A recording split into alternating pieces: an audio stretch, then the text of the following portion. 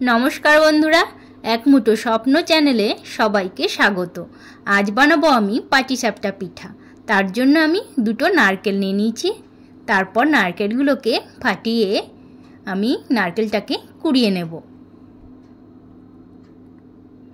नारकेलटाके आमी कुड़िये निয়েছি और तारपरे एकटा कड़ाईते आमी नारकेलगुलोके दिये देब।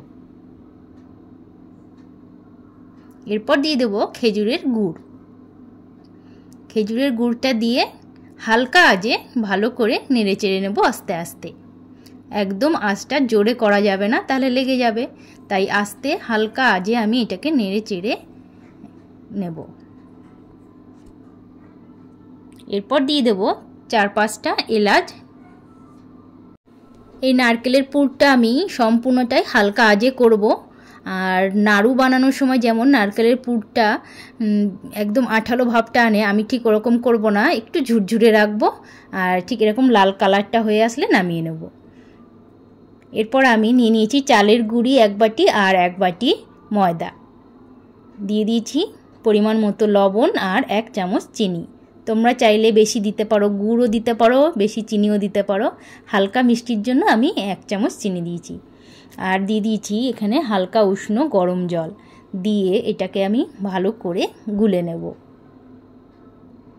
যারা মিষ্টি খেতে ভালোবাসে তারা গুড় দিয়েও গুলতে পারো, আবার গরুর দুধ দিয়েও গুলতে পারো, যে যেমনটা খায়।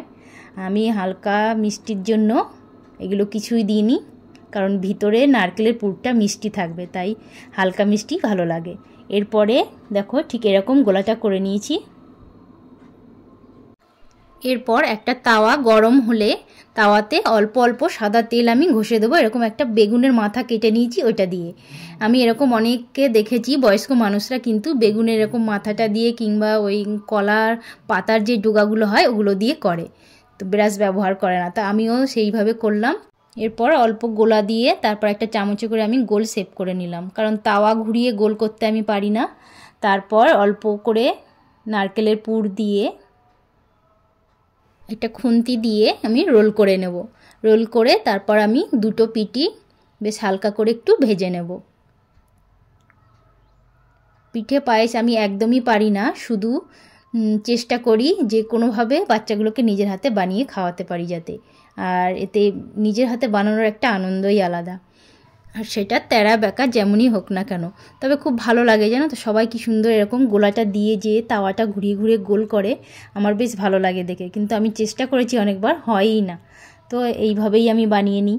তো একইভাবে আমি বাকি পিঠেগুলোও বানিয়ে নেব। তো তোমাদের কেমন লাগলো আমার পাটিসাপটা পিঠা বানানোর এই রেসিপিটা? যদি ভালো লেগে থাকে তাহলে একটা লাইক কমেন্ট অবশ্যই করবে, আর আমার চ্যানেলে ঢুকে দেখবে আমার ভিডিওগুলো, একটু অনুরোধ রইল। আশা করি আমার অন্য রেসিপিগুলো তোমাদের ভালো লাগতেও পারে। জাস্ট আমি এটা বললাম আমার মনের কথা, জানি না ভালো লাগবে কি না। তবে একদম ঘরোয়া সাধারণভাবে আমার রেসিপিগুলো আমি বানাই। তো ভালো থাকবে সবাই, সুস্থ থাকবে, টাটা। আবার দেখা হবে অন্য কোনো রেসিপি নিয়ে। বাই।